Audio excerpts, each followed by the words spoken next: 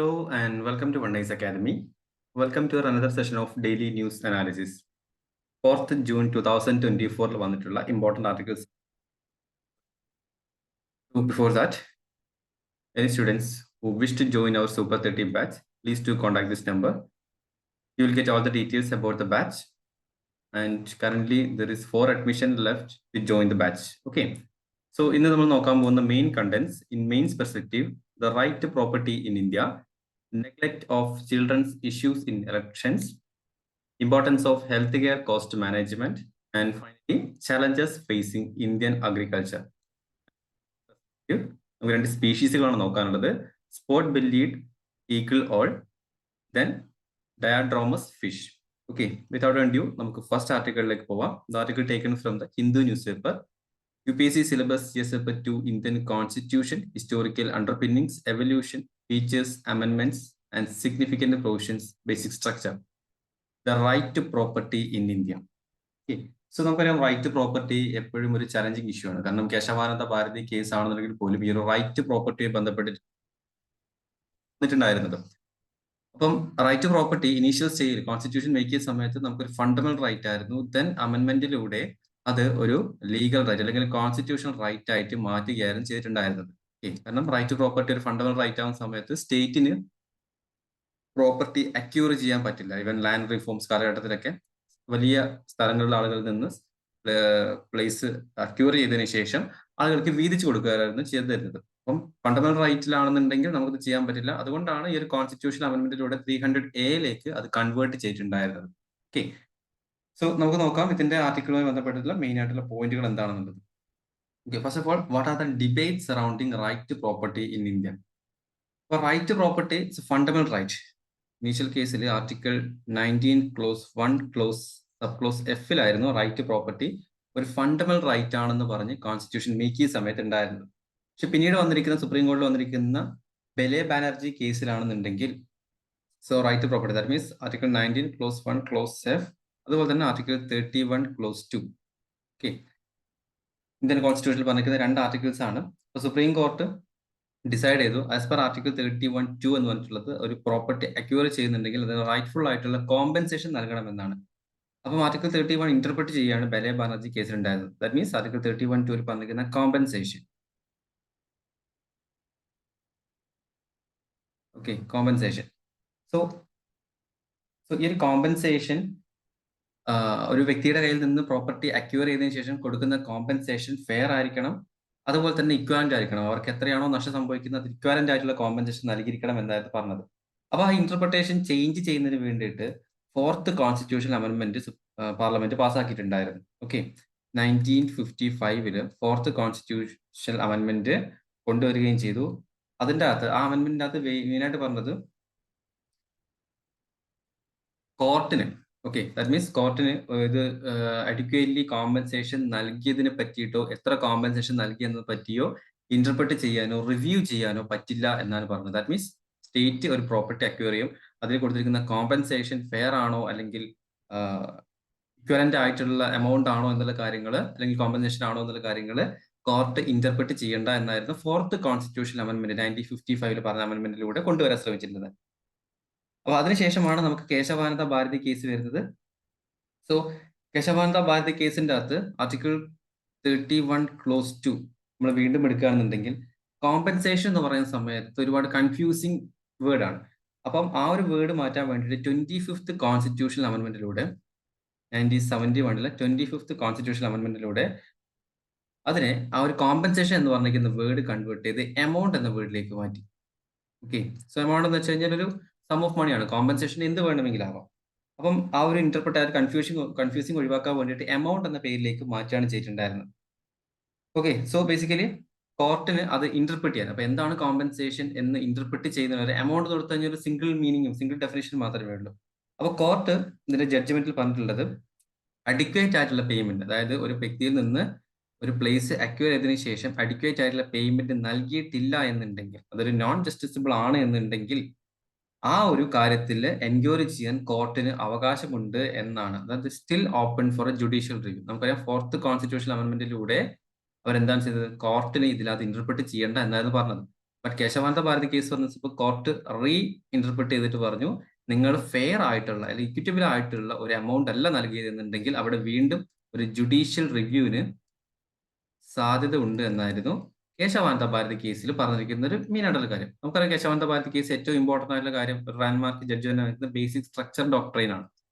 So പിന്നീട് നമുക്ക് നോക്കുകയാണെങ്കിൽ 44th കോൺസ്റ്റിറ്റ്യൂഷണൽ അമെന്റ്മെന്റ് ആണ്. That means Janata party move ചെയ്തിരിക്കുന്ന 44th കോൺസ്റ്റിറ്റ്യൂഷണൽ അമെന്റ്മെന്റ്.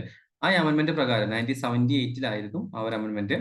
അപ്പം അതുവരെ ഉണ്ടായിരുന്ന ആർട്ടിക്കിൾ 19 ക്ലോസ് 1 ക്ലോസ് എഫിൽ ഉണ്ടായിരിക്കുന്ന റൈറ്റ് ടു പ്രോപ്പർട്ടി ഒരു ഫണ്ടമെന്റൽ റൈറ്റ് ആണെന്നുള്ള കാര്യങ്ങൾ മാറ്റി അതൊരു ലീഗൽ റൈറ്റ് ആക്കി മാത്രം മാറ്റി, അല്ലെങ്കിൽ അതൊരു കോൺസ്റ്റിറ്റ്യൂഷണൽ റൈറ്റ് ആയിട്ട് ആർട്ടിക്കിൾ 300A മാറ്റി. That means right to property എന്ന് വെച്ച് കഴിഞ്ഞാൽ ഒരു കോൺസ്റ്റിറ്റ്യൂഷണൽ റൈറ്റ് ആണ്, that's not a fundamental right എന്ന രീതിയിലേക്ക് മാറ്റുകയും ചെയ്തു. സോ എന്നിരുന്നാൽ പോലും ആർട്ടിക്കിൾ 31 എന്ന് പറഞ്ഞിട്ടുള്ളത് ഒരുപാട് ഡിബേറ്റുകൾ ഉണ്ടാക്കുന്ന ഒരു ചോദ്യം. ആർട്ടിക്കിൾ 31 ക്ലോസ് സി എന്നൊക്കെ പറഞ്ഞാൽ വളരെ ഡിബേറ്റ് ഉണ്ടായിരുന്ന കാര്യമാണ്. നമ്മുടെ പൊളിറ്റി ക്ലാസ്സിൽ വളരെ ഡീറ്റെയിൽഡ് ആയിട്ട് അതിന്റെ കാര്യങ്ങൾ പറഞ്ഞു കൊടുക്കുന്നുണ്ട്.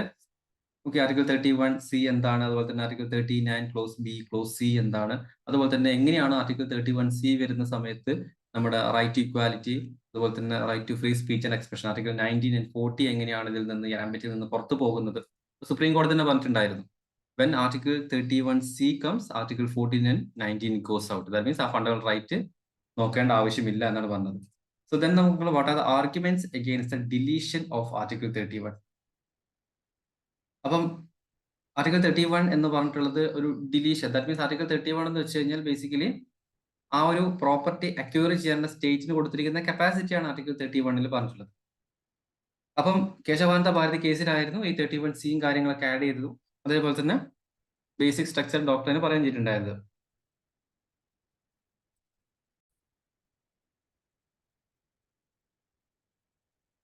ഓക്കെ, സോ കേശവാനന്ദ ഭാരതി കേസിൽ പറഞ്ഞിരിക്കുന്ന മറ്റൊരു കാര്യമായിരുന്നു റൈറ്റ് ടു പ്രോപ്പർട്ടി എന്ന് പറഞ്ഞിട്ടുള്ളത് basic features of the constitution ആണ്. Right to property is the basic feature of the constitution.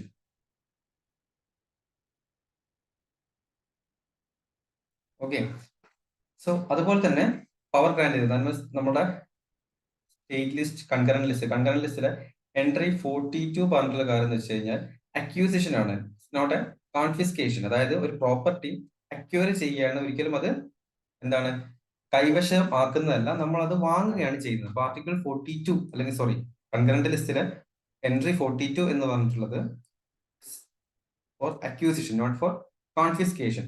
അപ്പം ഇതിൽ വ്യക്തമായി പറഞ്ഞിരിക്കുന്ന കാര്യം എന്ന് വെച്ച് കഴിഞ്ഞാൽ വ്യക്തമായി കോമ്പൻസേഷൻ നൽകണം എന്നാണ് പറഞ്ഞിട്ടുള്ളത്. ഇപ്പൊ ബലെ ബാനർജി കേസിൽ പറഞ്ഞിട്ടുണ്ടായിരുന്നു അഡ്വക്കേറ്റ് ആയിട്ടുള്ള കോമ്പൻസേഷൻ നൽകണം. സോ സെയിം കാര്യമായിരുന്നു എൻട്രി 42 പ്രകാരം നിങ്ങൾ ഒരു പ്രോപ്പർട്ടി നിങ്ങൾക്ക് പിടിച്ചെടുക്കാൻ പറ്റില്ല, ദാറ്റ് മീൻസ് കോൺഫിസ്കേറ്റ് ചെയ്യാൻ പറ്റില്ല, നിങ്ങൾക്ക് അക്വയർ ചെയ്യാനേ പറ്റൂ. അക്വയർ ചെയ്യുന്നതിൽ തന്നെ ബലെ ബാനർജി കേസിൽ പറഞ്ഞ പോലെയുള്ള അഡ്വക്കേറ്റ് ആയിട്ടുള്ള കോമ്പൻസേഷൻ നിങ്ങൾ നൽകണം എന്നായിരുന്നു പറഞ്ഞിട്ടുണ്ടായിരുന്നു. So what are the various supreme കോടതി judgement of deletion of article 19 clause 1 sub clause F and article 31. So അതിനുശേഷം ഉണ്ടായിരിക്കുന്ന ജഡ്ജ്മെന്റ്, ഫസ്റ്റ് ജഡ്ജ്മെന്റ് നോക്കുകയാണെന്നുണ്ടെങ്കിൽ ഇപ്പം 19 clause 1 sub clause F delete, അതുപോലെ തന്നെ 31 ഡിലീറ്റ് ചെയ്തുകൊണ്ട് തന്നെ സുപ്രീം കോർട്ട് അതിനകത്ത് ഇന്റർവെൻ ചെയ്തിട്ട് പറഞ്ഞൊരു കാര്യം, റൈറ്റ് ടു പ്രോപ്പർട്ടി എന്ന് പറഞ്ഞിട്ടുള്ളത് ഒരു കോൺസ്റ്റിറ്റ്യൂഷണൽ റൈറ്റ് ആയിട്ട് നിങ്ങൾ ഓൾറെഡി ചേഞ്ച് ചെയ്തു. ബട്ട് കോൺസ്റ്റിറ്റ്യൂഷണൽ റൈറ്റ് മാത്രമല്ല അതൊരു ഹ്യൂമൻ റൈറ്റ് കൂടിയായിരുന്നു എന്ന് പറഞ്ഞു. ദാറ്റ് മീൻസ് MC മേത്ത കേസിൽ MC മേത്ത കേസിൽ കോർട്ട് പറഞ്ഞിരിക്കുന്ന കാര്യം, ഒരാളെ കയ്യിൽ നിന്ന് നിങ്ങളൊരു പ്രോപ്പർട്ടി സ്റ്റേറ്റ് പ്രോപ്പർട്ടി അക്വയർ ചെയ്യുന്നുണ്ടെങ്കിൽ അത് ഫെയർ ആയിരിക്കണം, റീസണബിൾ ആയിരിക്കണം, ജസ്റ്റ് മാനറിലായിരിക്കണം നിങ്ങളത് അക്വയർ ചെയ്യേണ്ടതെന്നാണ് പറഞ്ഞത്. അതിനുശേഷം BK രവിചന്ദ്ര കേസിൽ എന്താണെന്ന് പറഞ്ഞത്. സോ ഈ ഒരു കേസിൽ കോർട്ട് ഒബ്സർവ് ചെയ്ത കാര്യം എന്ന് വെച്ച് കഴിഞ്ഞാൽ ആർട്ടിക്കിൾ 300A എന്ന് വെച്ച് കഴിഞ്ഞാൽ actually resemble to article 21-265. Article 20 വെച്ചാൽ റൈറ്റ് ടു ലൈഫ് ആണ്. അതുപോലെ തന്നെ 265 എന്ന് വെച്ച് കഴിഞ്ഞാൽ ടാക്സ് പേയ്മെന്റ് ബന്ധപ്പെട്ടിരിക്കുന്ന ആർട്ടിക്കിൾ ആണ്. ഓക്കെ, സോ ഈ 300A എന്ന് വെച്ച് കഴിഞ്ഞാൽ ബേസിക്കലി നിങ്ങൾ 21 അതുപോലെ തന്നെ 365 റീഡ് ചെയ്യുന്ന പോലെ റീഡ് ചെയ്യണം എന്നാണ് പറഞ്ഞിട്ടുള്ളത്.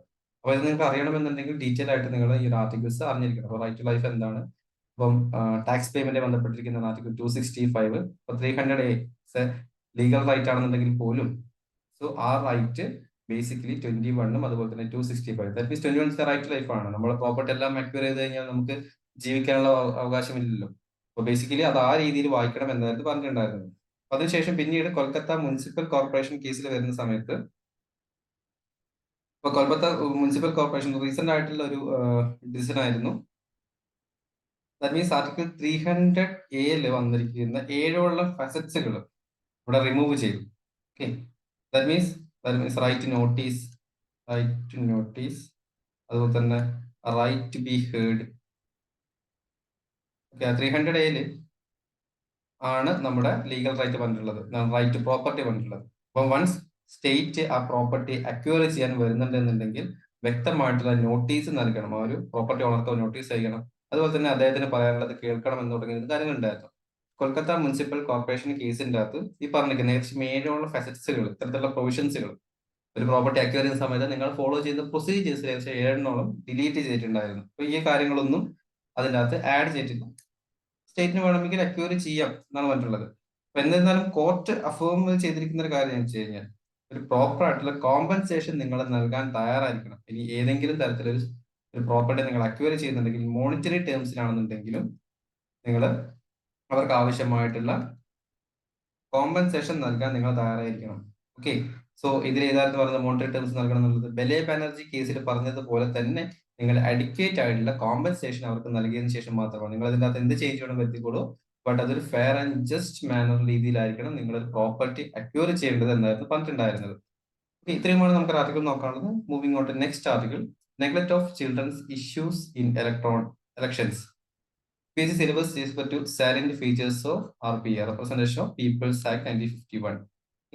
സോ ഈ ഒരു ആർട്ടിക്കിൾസിൽ പറഞ്ഞിട്ടുള്ള കാര്യം എന്ന് വെച്ച് കഴിഞ്ഞാൽ ചിൽഡ്രൻസിന് ഇവൻ തോ 18 വയസ്സിന് താഴെയുള്ള ആളുകൾക്ക് ഇലക്ഷൻ പ്രൊസീജിയേഴ്സിലുള്ള ഇൻട്രസ്റ്റും അതുപോലെ തന്നെ അവർക്ക് നൽകുന്ന കൺഫർമേഷൻസ് എന്തൊക്കെയാണ് ആ ഒരു കാര്യങ്ങൾ നെഗ്ലക്ട് ചെയ്തായിരുന്നു പല ഇലക്ഷൻ മാനിഫെസ്റ്റോസും ഇലക്ഷന് മുന്നേ, നമ്മുടെ റീസെന്റ് ആയിട്ട് ലോക്സഭ ഇലക്ഷന് മുന്നേ ഉണ്ടായിരുന്നത്. അപ്പം ഇതിൽ പറഞ്ഞിട്ടുള്ളത് പൊളിറ്റിക്കൽ പാർട്ടീസ് ചിൽഡ്രൻസിന്റെ ന്യൂട്രീഷൻസോ എഡ്യൂക്കേഷനോ ഹെൽത്തോ അതുപോലെ തന്നെ കാര്യങ്ങൾ ബന്ധപ്പെട്ട കാര്യങ്ങളൊന്നും അവരുടെ ഇലക്ഷൻ മാനിഫെസ്റ്റോയിൽ ആഡ് ചെയ്തിട്ടില്ല എന്നാണ് പറഞ്ഞിട്ടുള്ളത്. പ്രോപ്പറായിട്ട് ആഡ് ചെയ്തിട്ടില്ല. ഞാൻ നോക്കാം what's education related promises made by different political parties in India. എന്നതുപോലെ അവരുടെ മാനിഫെസ്റ്റോയിൽ പൂർണ്ണമായിട്ടും ചിൽഡ്രൻസിന് ആഡ് ചെയ്തില്ല, ചെറിയ രീതിയിൽ ചിൽഡ്രൻസിന് ആഡ് ചെയ്തിട്ടുണ്ടായിരുന്നു. അത് എന്തൊക്കെയാണ് ഓരോ പാർട്ടീസുകൾ നൽകിയെന്ന് ജസ്റ്റ് നോക്കാം. BJP ഗവൺമെന്റിന്റെ മാനിഫെസ്റ്റോയിൽ പറയുകയാണെന്നുണ്ടെങ്കിൽ PM Shri school, PM Shri school strengthen ചെയ്യും. അതുപോലെ തന്നെ Eklavya school,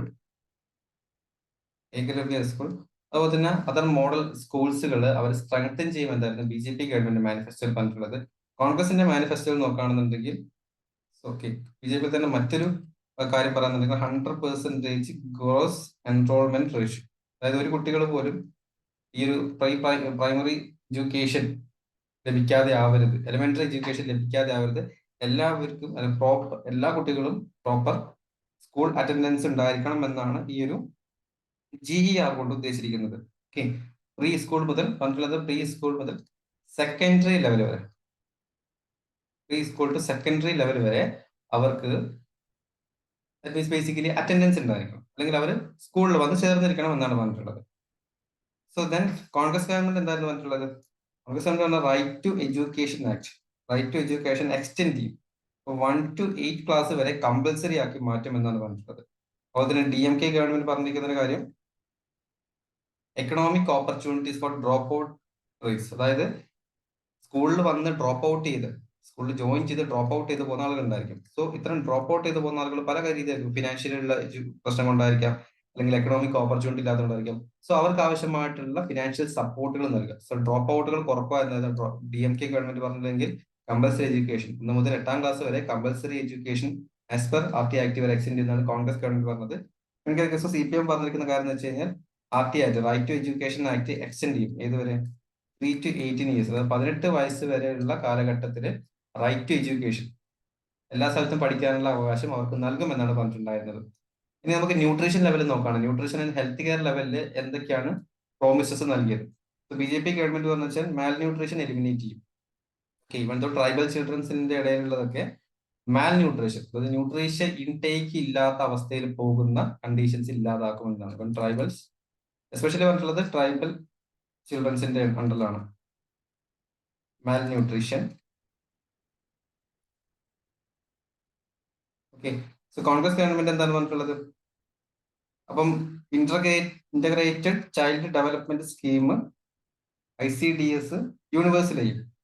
that means 0 to 6 ഇയേഴ്സിലുള്ള എല്ലാ സ്റ്റുഡൻസിനും ആവശ്യമായ ലെവലിലുള്ള ന്യൂട്രീഷ്യസ് മീൽസ് പ്രൊവൈഡ് ചെയ്യും. ICDS പ്രകാരം 0 മുതൽ 6 വയസ്സുള്ള എല്ലാ കുട്ടികൾക്കും respective of the financial condition അല്ലെങ്കിൽ എക്കണോമിക് കണ്ടീഷൻസ് അവർക്ക് ന്യൂട്രീഷ്യസ് മീൽസ് പ്രൊവൈഡ് ചെയ്യും. അതുപോലെ തന്നെ കംപ്ലീറ്റ് കവറേജ് ലൈക്ക് ഇമ്മ്യൂണൈസേഷൻ പോലെയുള്ള കംപ്ലീറ്റ് കവറേജ്, അതുപോലെ തന്നെ റെഗുലർ ഹെൽത്ത് ചെക്കപ്പ് തുടങ്ങിയ കാര്യങ്ങൾ കൊടുക്കുമെന്നാണ് കോൺഗ്രസ് ഗവൺമെന്റ് മാനിഫെസ്റ്റോയിൽ പറഞ്ഞത്. CPM-ന്റെ മാനിഫെസ്റ്റോയിൽ നോക്കുകയാണെന്നുണ്ടെങ്കിൽ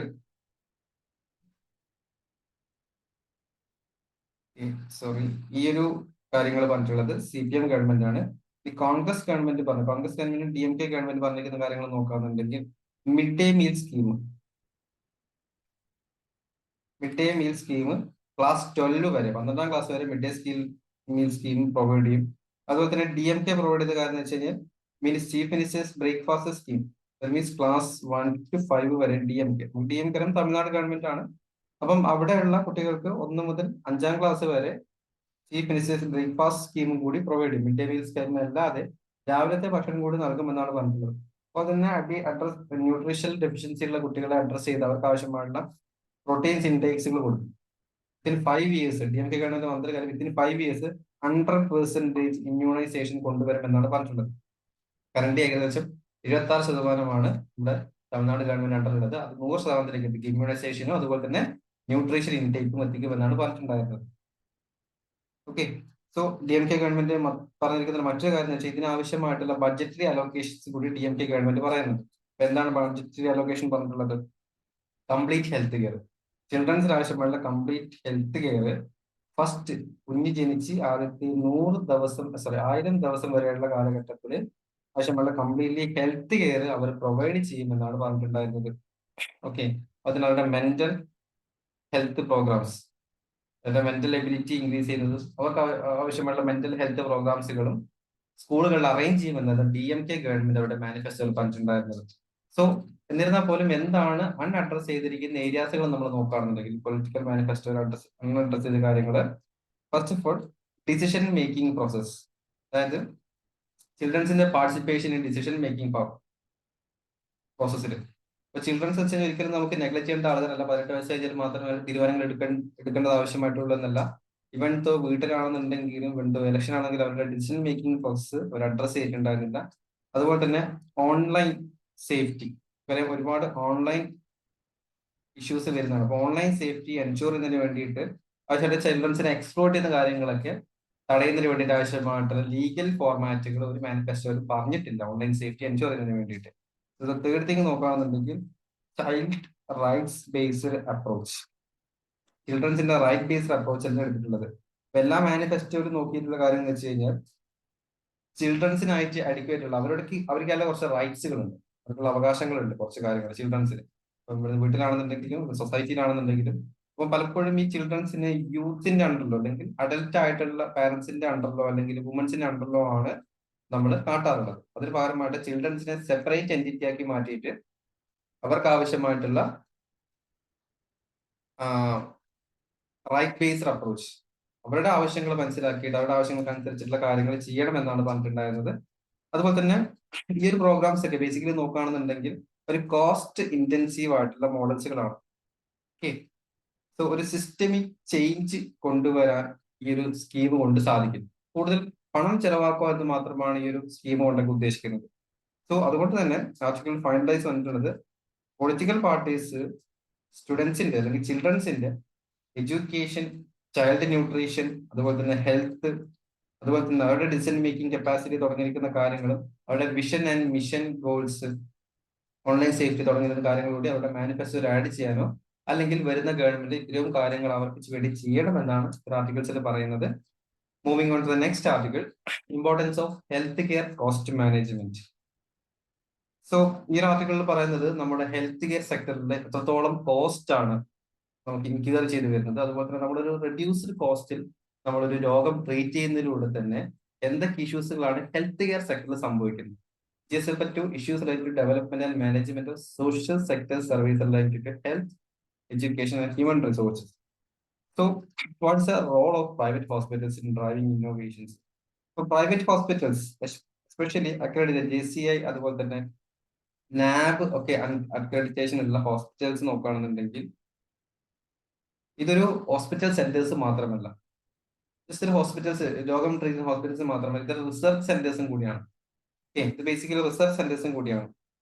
പുതിയ പുതിയ ഇന്നോവേഷൻസ്, പുതിയ ടെക്നോളജി ഇൻവെസ്റ്റ് ചെയ്യുക, that means telemedicines, patients outcomes increase ചെയ്യുക, അപ്പൊ തുടങ്ങിയിരിക്കുന്ന കാര്യങ്ങളും കൂടി ഇൻക്ലൂഡ് ചെയ്യുന്നതായിരിക്കും ഇത്രയും വലിയ പ്രൈവറ്റ് ഹോസ്പിറ്റൽസ്. നമ്മൾ കാണുന്ന ചെറിയ ഹോസ്പിറ്റൽസ്, വലിയ വലിയ പ്രൈവറ്റ് ഹോസ്പിറ്റൽസ്, ഈ അക്രഡിറ്റേഷൻ ഉള്ള ഹോസ്പിറ്റൽസ് ഒക്കെ ഈ പറഞ്ഞിട്ടുള്ള ഒരു റിസർച്ച് സെന്റേഴ്സും കൂടിയാണ്.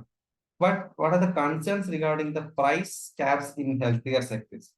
സോ ഇവൻ ദ ഗവൺമെന്റ് സൈഡിൽ നിന്ന് ഒരു യൂണിഫോം പ്രൈസ് ആണ് നമ്മൾ ഫിക്സ് ചെയ്തിരിക്കുന്നത്, യൂണിഫോം പ്രൈസ് ക്യാപ്പ്. സോ ഇത്തരത്തിലുള്ള യൂണിഫോം പ്രൈസ് ക്യാപ്പുകൾ നൽകുന്നതിലൂടെ തന്നെ അവിടെ ഹെൽത്ത് കെയർ ക്വാളിറ്റി റെഡ്യൂസ് ചെയ്യാണ് പറയുന്നത്. അപ്പൊ റിസർച്ചേഴ്സ് പറഞ്ഞിട്ടുള്ള കാര്യം എന്താണ്? ഹോസ്പിറ്റൽസ് ഫിനാൻഷ്യൽ ട്രിഗർ, അതായത് നമ്മൾ ഒരു 150 രൂപ കൊടുത്ത് ഒരു രോഗം ട്രീറ്റ് ചെയ്യുകയാണെന്നുണ്ടെങ്കിൽ അതിൽ 100 രൂപയായിരിക്കും നമുക്ക് ചെലവിന് വേണ്ടി എക്സ്പെൻസ്, ബാക്കി 50 രൂപ റിസർച്ചിന് വേണ്ടിയിട്ടാണ് അവർ യൂട്ടിലൈസ് ചെയ്യുന്നത്. ബട്ട് ഇൻ കേസ് ഇവിടെ ഒരു പ്രൈസ് ക്യാപ്പ് വരിക, ഗവൺമെന്റ് കൊണ്ടുവരികയാണ് 100 രൂപ മാത്രമേ അതിന് ചെലവുള്ളൂ എന്ന് പറയുകയാണെന്നുണ്ടെങ്കിൽ അവർക്ക് റിസർച്ചിന് ആവശ്യമായിട്ടുള്ള എമൗണ്ട് അവർക്ക് ലഭിക്കുന്നില്ല എന്നാണ് മനസ്സിലാക്കുന്നത്. ദാറ്റ് മീൻസ് അത്ര റിസർച്ച് ഇല്ലാന്നുണ്ടെങ്കിൽ പേഷ്യൻസിന് ആവശ്യമായിട്ടുള്ള പുതിയ പുതിയ ടെക്നോളജീസ് ഇൻവെന്റ് ചെയ്യാൻ പറ്റുന്നില്ല. അറൌണ്ട് രാജ്യത്തിലെ ഏകദേശം 15% പേഷ്യൻസ് ഇത്ര ഡിസാറ്റിസ്ഫൈഡ് ചെയ്തു പോവാണ്. ദാറ്റ് മീൻസ് അവർക്ക് പ്രോപ്പർ ആയിട്ടുള്ള രീതിയിലുള്ള ട്രീറ്റ്മെന്റ് ലഭിക്കുന്നില്ല. കാരണം റിസർച്ചിന് ആവശ്യമായുള്ള എമൗണ്ട് നമുക്ക് കിട്ടുന്നില്ല. കാരണം ഗവൺമെന്റ് ഒരു പ്രൈസ് ക്യാപ്പ് അവിടെ നൽകിയിരിക്കുകയാണ്. ഓക്കെ, അപ്പം ക്രിട്ടിക്കൽ ഏരിയാസ്, അപ്പം എവിടെയാണ് റിസർച്ച് ഏരിയാസ് വരുന്നത്? ക്രിട്ടിക്കൽ ആയിട്ടുള്ള ക്യാൻസേഴ്സ്, അതുപോലെ തന്നെ റോബോട്ടിക് സർജറി, ആർട്ടിഫിഷ്യൽ ഇന്റലിജൻസി, അപ്പൊ തുടങ്ങിയിരിക്കുന്ന കാര്യങ്ങളിലൊക്കെ കൊണ്ടുവരണം എന്നുണ്ടെങ്കിൽ ഹ്യൂജ് എമൗണ്ട് ഓഫ് ഇൻവെസ്റ്റ്മെന്റ് ആവശ്യമായിട്ടുണ്ട്. ഇപ്പൊ ഈ ഇൻവെസ്റ്റ്മെന്റ് എവിടെ നിന്ന് കിട്ടുന്നത്? ഈ ഒരു എക്സ്ട്രാ കുറച്ചുകൂടി പ്രൈസ് അധികമായിട്ട് പേഷ്യൻസ് വാങ്ങുന്ന സമയത്താണ് പുതിയ ടെക്നോളജീസ് നമുക്ക് കൊണ്ടുവരാൻ പറ്റും. സോ ബേസിക്കലി ഈ ഒരു ടെക്നോളജീസ് കൊണ്ടുവരാണെന്നുണ്ടെങ്കിൽ ഓട്ടോമാറ്റിക്കലി നമ്മുടെ ചെലവുകൾ കുറക്കാൻ പറ്റും. കാരണം ആർട്ടിഫിഷ്യൽ ഇന്റലിജൻസ്, റോബോട്ട് ടെക്നോളജി ഉപയോഗിക്കുകയാണെന്നുണ്ടെങ്കിൽ തീർച്ചയായും ട്രീറ്റ്മെന്റ് ചെലവ് നമുക്ക് കുറക്കാൻ സാധിക്കും. ഓക്കെ, അപ്പം പ്രോപ്പർലി ഈ ഒരു ഇംപ്ലിമെന്റേഷൻ, യൂണിഫോം പ്രൈസ് ഇംപ്ലിമെന്റ് ചെയ്യുന്ന സമയത്ത് പ്രോപ്പർലി ഒരു പ്രൈസ് ഇംപ്ലിമെന്റ് ചെയ്യുകയാണെന്നുണ്ടെങ്കിൽ ഒരു ഹെൽത്ത് കെയർ ഡിസ്പാരിറ്റീസ് നമുക്ക് റെഡ്യൂസ് ചെയ്യാനും അതുപോലെ തന്നെ എക്കണോമിക് ഹെൽത്ത് അല്ലെങ്കിൽ ഇത്തരം റിസർച്ച് കണ്ടീഷൻസ് നമുക്ക് സ്റ്റെബിലൈസ് ചെയ്ത് മുന്നോട്ട് കൊണ്ടുപോകാൻ പറ്റുമെന്നാണ് പറഞ്ഞിട്ടുള്ളത്. So what should be the way forward? Way forward നോക്കുകയാണെങ്കിൽ first of all pricing model. അപ്പോൾ ഒരു ഡൈനാമിക് പ്രൈസിംഗ് മോഡൽ, ഒരു പ്രൈസ് ഫിക്സ് ചെയ്യുന്നതിന് പകരമായിട്ട് ഡൈനാമിക് ആയിട്ടുള്ള പ്രൈസിംഗ് മോഡൽ കൊണ്ടുവരണം. അപ്പം മെഡിക്കൽ കണ്ടീഷൻ നമുക്ക് ഭയങ്കര കോംപ്ലക്സിറ്റിയാണ്.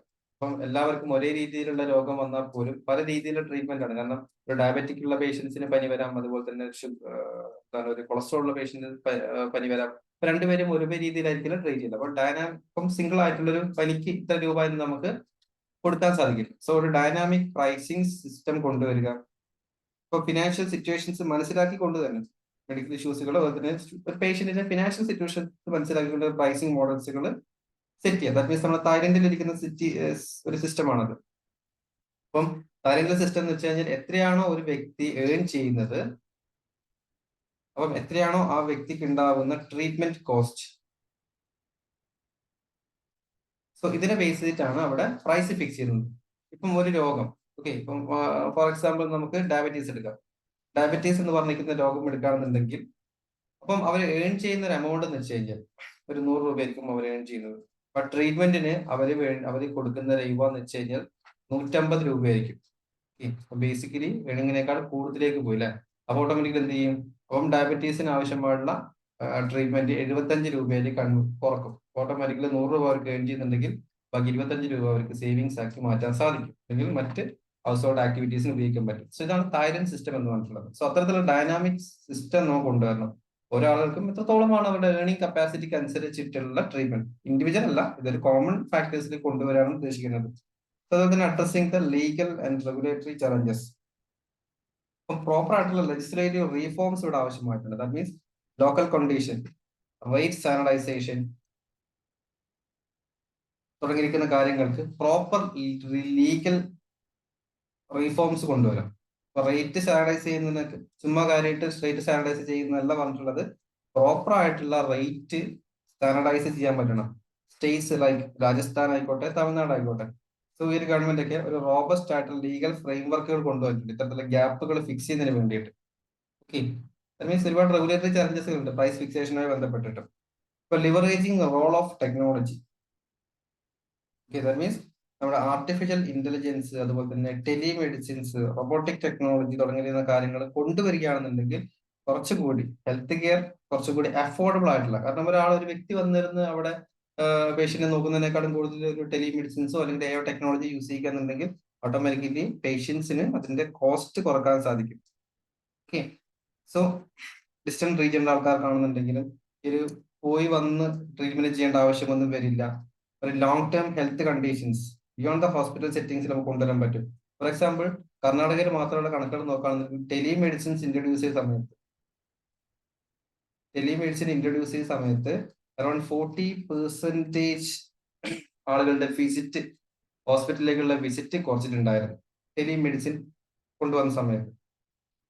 സോ ഈ സ്റ്റേക്ക് ഹോൾഡേഴ്സ് എൻഗേജ്മെന്റ് നോക്കുകയാണെന്നുണ്ടെങ്കിൽ അപ്പം എല്ലാ രീതിയിലുള്ള സ്റ്റേക്ക് ഹോൾഡേഴ്സിനും ഈ ഒരു ഡിസിഷൻ മേക്കിംഗിലേക്ക് കൊണ്ടുവരാൻ ശ്രമിക്കും.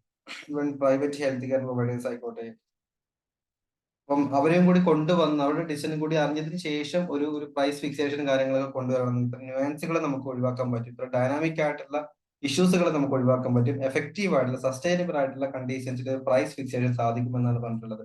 പിന്നെ data driven policy making. So data driven policy making ആണ്. കാരണം ചുമ്മാ ഒരു പ്രൈസ് ഫിക്സേഷൻ, ഇപ്പൊ തായ്ലൻഡ് സിസ്റ്റം നമ്മൾ പറഞ്ഞു അവരുടെ ഡാറ്റാസ് കളക്ട് ചെയ്തിട്ടാണ്. അപ്പൊ അതേപോലെ തന്നെ പ്രോപ്പർ ആയിട്ടുള്ള പേഷ്യൻസിന്റെ ഡാറ്റാസ്, അതുപോലെ തന്നെ ഹോസ്പിറ്റൽസിൽ ഇൻക്വയർ ചെയ്യുന്ന ചെലവുകൾ തുടങ്ങിയിരിക്കുന്ന കാര്യങ്ങൾ അണ്ടർസ്റ്റാൻഡ് ചെയ്തതിനു ശേഷം ഒരു രോഗത്തിനോ അല്ലെങ്കിൽ ഒരു പ്രൊസീജിയേഴ്സിനോ വ്യക്തമായിട്ടുള്ള പ്രൈസ് ഫിക്സേഷൻ നടത്തുക എന്നാണ് പറഞ്ഞിട്ടുള്ളത്. ഓക്കെ, അതാണ് data driven policy making. Price fixation മാത്രമല്ല, മറ്റേത് തരത്തിലുള്ള പോളിസി ആണെന്നുണ്ടെങ്കിലും ഡാറ്റാസിനെ ബേസ് ചെയ്തിട്ടായിരിക്കണം നടത്തേണ്ടത്. അപ്പൊ അതിനെ establish private public partnerships, PPP മോഡലാണ് പറഞ്ഞിട്ടുള്ളത്. അപ്പം ഇത്തരത്തിലുള്ള പാർട്ട്ണർഷിപ്പ് കൊണ്ടുവരാണെന്നുണ്ടെങ്കിൽ government subsidies, for example even the private institution ആണെങ്കിൽ റിസർച്ച് കണ്ടക്ട് ചെയ്യുന്നുണ്ടെങ്കിൽ പേഷ്യൻസിന്റെ കാര്യത്തിൽ കൂടുതൽ എമൗണ്ട് വാങ്ങുക എന്നാണ് ഉദ്ദേശിക്കുന്നത്. അതിന് പകരമായിട്ട് ഗവൺമെന്റിന് ആവശ്യമായിട്ടുള്ള സബ്സിഡികളായിട്ട് സബ്സിഡീസ് റിസർച്ച് ആക്ടിവിറ്റീസിന് പ്രൈവറ്റ് ഇൻസ്റ്റിറ്റ്യൂഷന് കൊടുക്കാൻ പറ്റുമെന്നുണ്ടെങ്കിൽ ഓട്ടോമാറ്റിക്കലി പേഷ്യൻസിന്റെ കയ്യിൽ നിന്ന് എൻക്വയർ ചെയ്യുന്ന ഫീസ് നമുക്ക് ഒരു പരിധി വരെ നമുക്ക് കുറക്കാൻ സാധിക്കുകയും അതുപോലെ തന്നെ ആവശ്യമായിട്ടുള്ള ടെക്നോളജിക്കൽ അഡ്വാൻസ്മെന്റ് ഈ ഒരു പ്രൈവറ്റ് ഇൻസ്റ്റിറ്റ്യൂഷന് കൊണ്ടുവരാനും സാധിക്കും. ഈ പൈലറ്റ് പ്രൊജക്ട്സുകൾ നോക്കുകയാണെന്നുണ്ടെങ്കിൽ ഗവൺമെന്റിന് പലതരത്തിലുള്ള പൈലറ്റ് പ്രൊജക്ട്സുകൾ ഇംപ്ലിമെന്റ് ചെയ്യാം. Okay, so health care quality and innovations കൊണ്ടുവരാൻ വേണ്ടിയിട്ട് ചെറിയ ചെറിയ പൈലറ്റ് പ്രൊജക്ടുകളായിട്ട് ഇൻട്രൊഡ്യൂസ് ചെയ്ത് അതിന്റെ എഫിഷ്യൻസി നോക്കിയതിനു ശേഷം ഒരു പ്രോപ്പർ ഇംപ്ലിമെന്റേഷനിലേക്ക് പോകാൻ ശ്രമിക്കാം. ഇത്രയുമാണ് നമുക്ക് ആർട്ടിക്കിൾസ് നോക്കാനുള്ളത്. Moving on to next article from the Indian Express, challenges facing Indian agriculture. Paper Indian അഗ്രികൾച്ചറെ ബന്ധപ്പെട്ടിരിക്കുന്ന ആർട്ടിക്കിളാണ്. ഫസ്റ്റ് ഓഫ് ഓൾ, എന്താണ് ഇന്ത്യൻ അഗ്രികൾച്ചർ നേരിടുന്ന മെയിൻ ആയിട്ടുള്ള ഇഷ്യൂസ്? അപ്പം ഈ ആർട്ടിക്കിൾസിൽ ബേസിക്കലി ഇതിന്റെ കണ്ടക്ഷൻ നോക്കുകയാണെന്നുണ്ടെങ്കിൽ നമ്മുടെ ഇന്ത്യൻ അഗ്രികൾച്ചർ സെക്ടറിന്റെ അകത്ത് ഫാമേഴ്സോ അല്ലെങ്കിൽ അഗ്രികൾച്ചർ സെക്ടേഴ്സോ നേരിടുന്ന ചലഞ്ചസുകളാണ്. ഇപ്പോഴത്തെ നമ്മൾ ഗോൾഡൻ അമൃതകാൽ പീരീഡിലാണ് നടന്നു പോകുന്നുണ്ടെങ്കിലും പോളിസി മേക്കേഴ്സ് വ്യക്തമായിട്ടുള്ള ഇൻകം അഷുറൻസ് ഫാർമേഴ്സിന് കൊടുക്കുന്നില്ല. ആവശ്യമായിട്ടുള്ള സപ്പോർട്ടീവ് എലമെന്റ്സുകൾ അഗ്രികൾച്ചർ സെക്ടേഴ്സിൽ നൽകുന്നില്ല. അതുകൊണ്ട് തന്നെ ഈ ഒരു sector, that is agriculture sectors ഒരു ടഫ് ആയിട്ടുള്ള സിറ്റുവേഷനിലൂടെയാണ് നടന്നു പോകുന്നത്. അവർക്കത് ഇംപ്രൂവ് ചെയ്യാൻ വളരെ ഡിഫിക്കൽട്ട് ആണെന്നാണ് പറയുന്നത്. നമുക്ക് ആ വണ്ടാണ് മെയിൻ ആയിട്ടുള്ള ചലഞ്ചസുകൾ. പക്ഷെ ഇപ്പോൾ ക്ലൈമറ്റ് ചേഞ്ച് ആണ്. നമുക്കറിയാം, ഇറിവേഴ്സിബിൾ ആയിട്ടുള്ള ക്ലൈമറ്റ് ചേഞ്ച് പലപ്പോഴും അവിടെ ക്രോപ്പ് പ്രൊഡക്ഷനെ ബാധിക്കുന്നതാണ്. ഓക്കെ, അതുപോലെ തന്നെ അവരുടെ ലെവലിഹുഡ് കണ്ടീഷൻസിനെയും ഇത്ര വെറാട്ടിക് ആയിട്ടുള്ള ക്ലൈമറ്റ് ഇവന്റ്സുകൾ അവരെ ബാധിക്കുകയാണ്. ദെൻ വേൾഡ് ട്രേഡ് ഓർഗനൈസേഷൻ ചലഞ്ചസുകൾ. ഇപ്പോഴത്തെ നമ്മുടെ അഗ്രി പ്രൊഡക്ട്സ് ഇമ്പോർട്ടോ എക്സ്പോർട്ടോ ചെയ്യുന്ന സമയത്താണെന്നുണ്ടെങ്കിലും WTO അംഗീകരിച്ച രീതിയിൽ ഡിസ്പ്യൂട്ട് റിസൽ മെക്കാനിസം ഉണ്ടായിരിക്കും. ഫോർ എക്സാമ്പിൾ, നമ്മുടെ USA നിന്ന് ഒരു 10 kg ടൊമാറ്റോ ഇങ്ങോട്ടേക്ക് ഇറക്കുമതി ചെയ്യുന്നത് കരുതാം. സോ ആ 10 kg ടൊമാറ്റോന് അവര് നൽകിയിരിക്കുന്ന രൂപ 100 രൂപയായിരിക്കും. ബട്ട് ഇന്ത്യൻ മാർക്കറ്റിൽ, ഇന്ത്യൻ വിപണിയിൽ ഉണ്ടാക്കുന്ന റേറ്റ് ഏകദേശം 100 രൂപയായിരിക്കും. അപ്പം ബേസിക്കലി കസ്റ്റമേഴ്സ് എന്തായിരിക്കും, റേറ്റ് കുറഞ്ഞിരിക്കുന്ന 100 രൂപയുടെ ഇമ്പോർട്ടഡ് ആയിട്ടുള്ള ഈ ഒരു ടൊമാറ്റോ ആയിരിക്കും വാങ്ങാൻ നിൽക്കുന്നത്. അപ്പം ഡൊമസ്റ്റിക് ആയിട്ട് ഫാമേഴ്സ് മേക്ക് ചെയ്തിരിക്കുന്ന ഈ ഒരു 100 രൂപയുടെ തക്കാളി ആരും വാങ്ങാൻ നിൽക്കില്ല. സോ ബേസിക്കലി എന്ത് സംഭവിക്കും, ഇവിടെ ഡൊമസ്റ്റിക് ആയിട്ടുള്ള ഫാമേഴ്സിന്റെ ഇൻകം അവർക്ക് ജനറേറ്റ് ചെയ്യും, കാരണം അവരുടെ സാധനങ്ങൾ വിറ്റ് പോകുന്നില്ല. അപ്പം ഇങ്ങനത്തെ ഇഷ്യൂസുകളൊക്കെ WTO ഡിസ്പ്യൂട്ട് റിസൽ മെക്കാനിസം ആണ് നോക്കിക്കൊണ്ടിരിക്കുന്നത്. ബട്ട് US ബേസിക്കലി അവരുടെ സാധനങ്ങൾ കച്ചവടം ഇൻക്രീസ് ചെയ്യാൻ വേണ്ടിയിട്ട് ഇത്തരം ഡിസ്പ്യൂട്ട് ഡിസൽ മെക്കാനിസത്തിനെ വീക്കൺ ചെയ്യാണ് ചെയ്തിട്ടുണ്ടായിരുന്നത്. അത് ഓട്ടോമാറ്റിക്കലി നമ്മുടെ ഡൊമസ്റ്റിക് റൂളിങ്സിനോ അല്ലെങ്കിൽ ഡൊമസ്റ്റിക് ഫാമേഴ്സിനെ ബാധിക്കുന്ന ഒരു കാര്യമാണ്. പിന്നെ മെജോറിറ്റി ആളുകളുടെ ഫാമേഴ്സിന്റെ കയ്യിൽ സ്മോൾ ഹോൾഡിങ്സ് ആണ്. അറൌണ്ട് ഇന്ത്യയിലെ 85% ലാൻഡും സ്മോൾ ഹോൾഡിംഗ് ആണ്.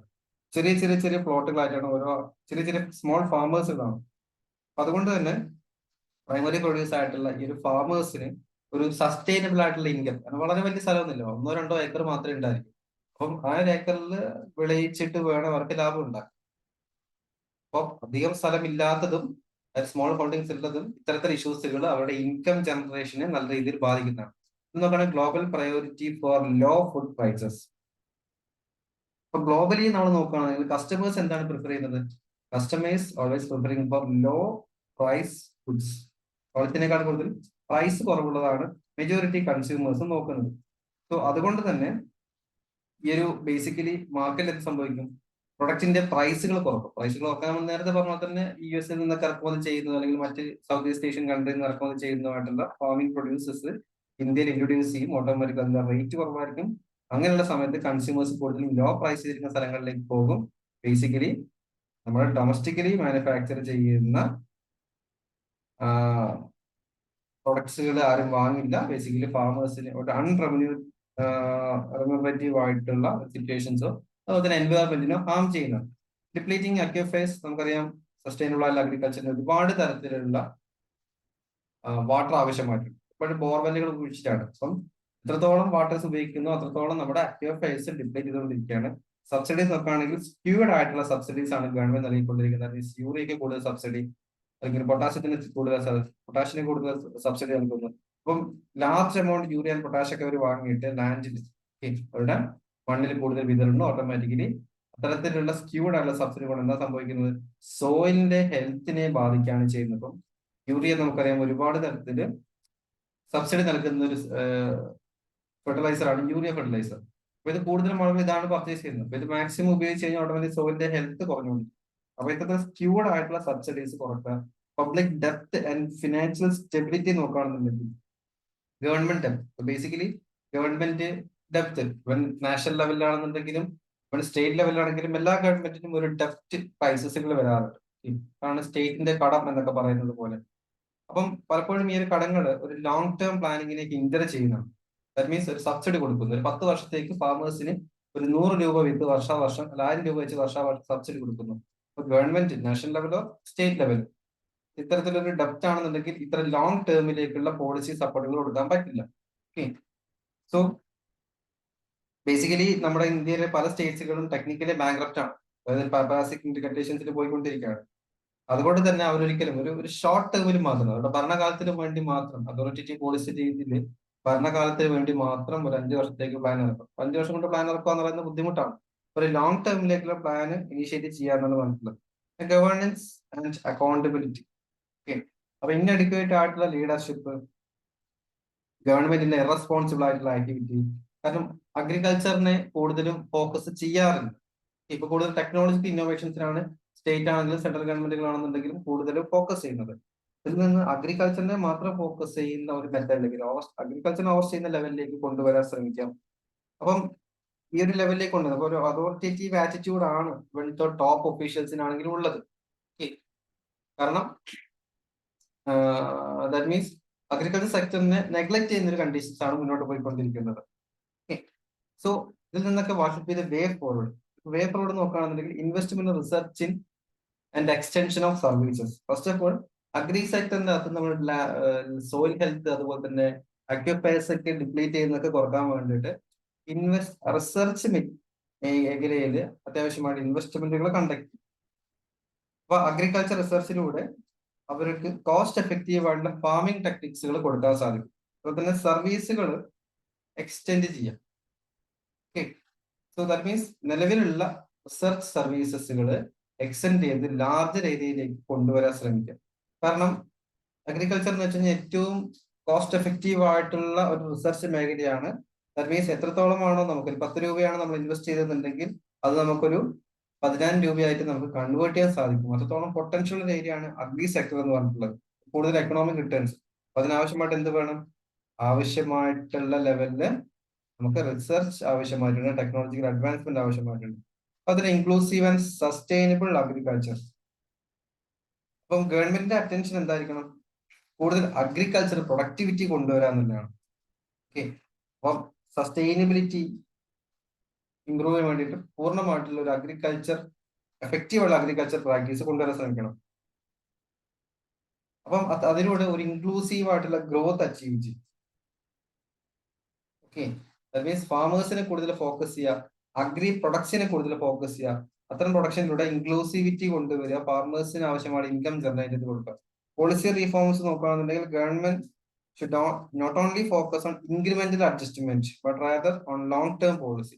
അപ്പോൾ കുറച്ച് കാലത്തേക്ക് ഒരു ഫാർമിംഗ് സെക്ടേഴ്സിന് വേണ്ടിയിട്ട് ഞങ്ങൾ പ്രൈസ് ഇൻക്രീസ് ചെയ്യുന്നു, കൂടുതൽ സാധനങ്ങൾ പ്രൊക്യൂർ ചെയ്യുന്നു, അവരെ സപ്പോർട്ട് ചെയ്യുന്നു, മറ്റ് എലമെന്റ്സ് എന്നൊരു ഷോർട്ടർ ലെങ്ത്തിൽ കൊടുക്കുന്നതിന് പരമായിട്ട് ഒരു ബ്രോഡർ ലോങ്ങർ ഏരിയയിലേക്ക് ഇത്തരത്തിലുള്ള പോളിസികൾ ഇംപ്ലിമെന്റ് ചെയ്യാൻ ശ്രമിക്കുക എന്നാണ് പറയുന്നത്.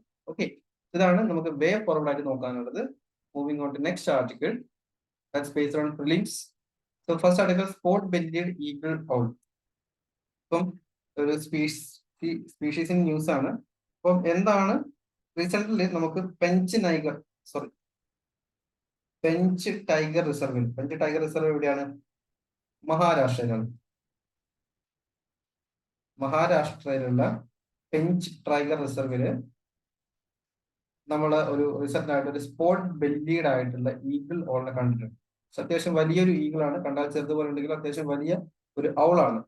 ഈഗിൾ ടൈപ്പ് ഔൾ എന്നാണ് ഇത് പറയുന്നത്. അതുകൊണ്ടാണ് സ്പോട്ട് ബെല്ലീഡ് ഈഗിൾ ഔൾ എന്നുള്ളത്. ഇത് ബെല്ലിയിൽ നോക്കൂ, സ്പോട്ട് ആഡ് ചെയ്തിരിക്കുന്നു, സ്പോട്ട് ബെല്ലീഡ് ഈഗിൾ ഔൾ എന്ന് പറയുന്നത്. അപ്പം നോക്കുകയാണെന്നുണ്ടെങ്കിൽ the spot bellied eagle owl is a large bird of prey with formidable appearance. They are also known as forest eagle owl.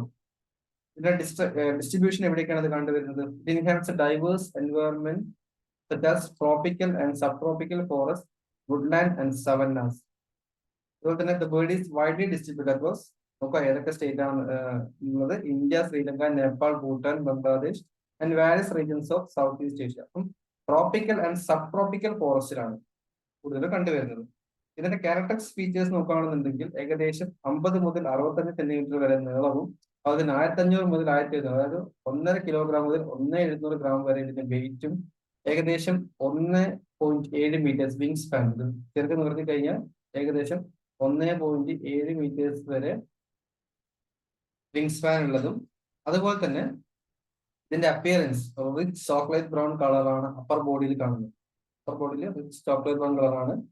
അതിന് ഇതിന്റെ നെയിം കിട്ടുന്നത് light cream colour of its under belly and breast. Then ഇതൊരു primarily active ആയിരിക്കുന്ന നൈറ്റിലാണ്. ഈ രണ്ട് പോയിന്റുകൾ നമുക്ക് ആവശ്യമായിട്ട് വരില്ല. ഇതിന്റെ പോലെ ഇത് പ്രൈമർലി ഔൾസിനെ പോലെ, സാധാ മൃഗങ്ങളെ പോലെ നൈറ്റിലാണ് ആക്റ്റീവ് ആവുന്നത്. ഇതൊരു അപെക്സ് പ്രെഡേറ്റേഴ്സ് ആണ്. Rodents, small mammals, reptiles and ഇൻസെക്ട്സിനെയാണ് ഇത് ഭക്ഷിക്കാറുള്ളത്. ഇതൊരു സോളിഡാർട്ട് ആൻഡ് ടെറിറ്റോറിയൽ ഔളാണ്, മെയിൻറ്റെയിനിങ് സ്പെസിഫിക് ഹോം റേഞ്ച്.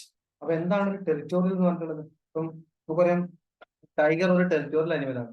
അതിന് വ്യക്തമായിട്ടുള്ള ബോർഡേഴ്സ് ഉണ്ട്. അതിന്റെ ബോർഡേഴ്സ് വിട്ടാൽ പുറത്തേക്ക് പോവാറുണ്ട്. ഓക്കെ, സോ ടൈഗേഴ്സ് ബേസിക്കലി നമ്മൾ സാധാ കാണുന്ന പുലികളല്ല പറയുന്നത്, ടൈഗേഴ്സിനാണ് പറഞ്ഞിട്ടുള്ളത്. അപ്പം സ്പെസിഫിക് ഹോം റേഞ്ച് ഫോക്കസ് ചെയ്യുന്ന ടൈപ്പാണ് ഇത് സ്പോട്ട് ബെല്ലിയുടെ ഈഗിൾ ഔൾ പറഞ്ഞിട്ടുള്ളത്. ഇതിന്റെ conservation status IUCN least concern WPF scheduled 4 സൈറ്റ്സില് അപ്പൻഡിക്സ് 2 ആഡ് ചെയ്തിട്ടുള്ളത്. ദാറ്റ് മീൻസ് ഒരു ലീസ്റ്റ് കൺസേൺ ആയിട്ടുള്ള ഒരു ജീവിയാണ് ഒരു സ്പോട്ട് ബെല്ലിയുടെ ഈഗിൾ ഔൾ എന്ന് പറഞ്ഞിട്ടുള്ളത്.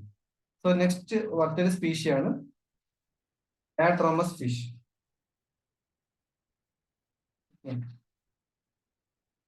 ഡാഡ്രോമസ് ഫിഷ് എന്താണെന്ന് നമുക്ക് ജസ്റ്റ് നോക്കാം. So diadromous fish are those species that migrate between salt water and fresh water environment.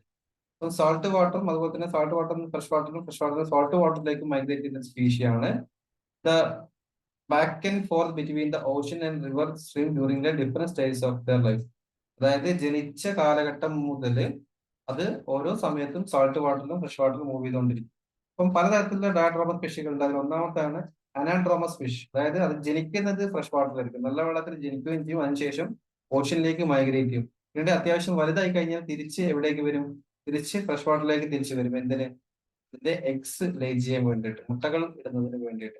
പിന്നെ കാറ്റാട്രോമസ് ഫിഷ് നേരെ ഓപ്പോസിറ്റ് ആണ്. അപ്പം അത് സോൾട്ട് വാട്ടറിലാണ് ജനിക്കുന്നത്. ജുവനൈൽ ആവുന്ന സമയത്ത് അത് ഫ്രഷ് വാട്ടറിലേക്ക് വരും.